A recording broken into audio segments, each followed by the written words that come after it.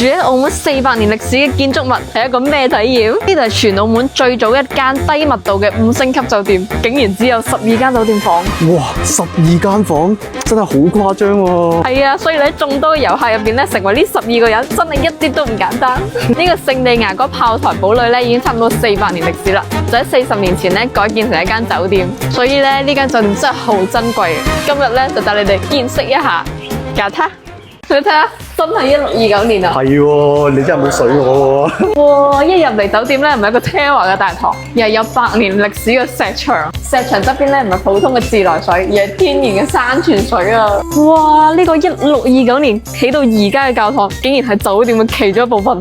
你揀先，呢棵樹有成300-400年啦，樹幹都彎埋。係喎，真係碌嘢都彎埋喎！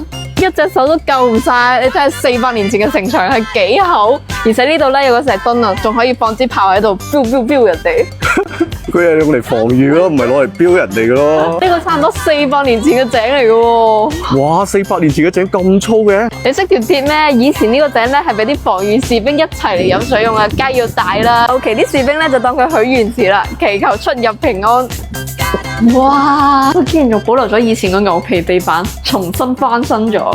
1980幾年呢個床，你哋瞓過未啊？呢張嘢古董嚟嘅，我嚟感受下古董都值回票價喎！呢張床80幾年到而家，唔知夠唔夠彈力嘅咧？呢啲靚實木啊，好硬淨嘅。哦，咁樣硬淨好啊，摁極都唔怕爛。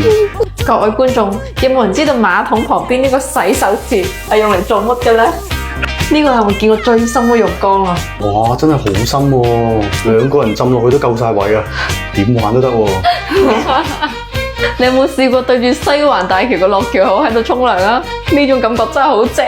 哇，唔係講笑，我真係未住過啲酒店咧，個景色咁靚啊！180度嘅全海景，哇！如果你中意復古、藝術感強又中意清靜呢個酒店咧，咁呢間聖地牙哥古堡酒店就好適合你。呢間叫巴朗馬1629古堡餐廳，喺呢度飲下午茶，真係好高級嘅感覺喎。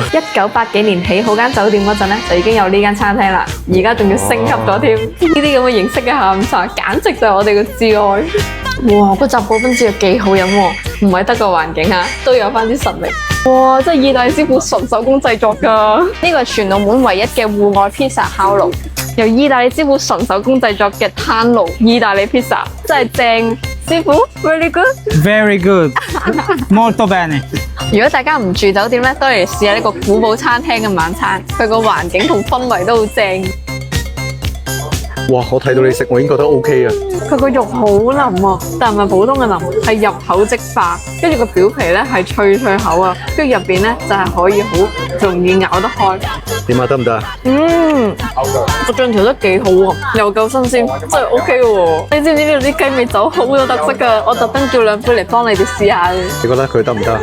哇，甜甜酸酸，啱晒女仔飲喎。你試下佢第2杯得唔得？呢杯咧就好清爽，帶少少酸味。如果俾我揀咧，我揀呢杯，因為咧佢個樣得意啲。最後出場咧係非常專業嘅意大利披薩，真係意大利師傅整出嚟噶。喂，上面嗰個咁似豆腐花咁嘅？芝士嚟嘅，芝士嚟噶。哇，整到好似豆腐花咁嘅，真係中西合璧喎。你試下佢得唔得？我覺得咧個芝士同埋個火腿同埋個餅底咧好夾，係一個好特別嘅披薩。點啊？食咗咁多樣嘢，你覺得邊幾樣嘢你特別滿意，推薦俾大家㗎？牛肋蟹同呢個披薩冇得頂，過嚟一定要試。我覺得呢度啲嘢食唔錯，更加打動我咧係呢度啲環境。喺古堡酒店入邊食嘢咧，呢種感覺真係好好。如果你嚟澳門旅遊或者有咩重要嘅節日，可以過嚟呢度試一下，氛圍感直接拉滿，真係正。真係好似你咁正喎！係啊，我都講。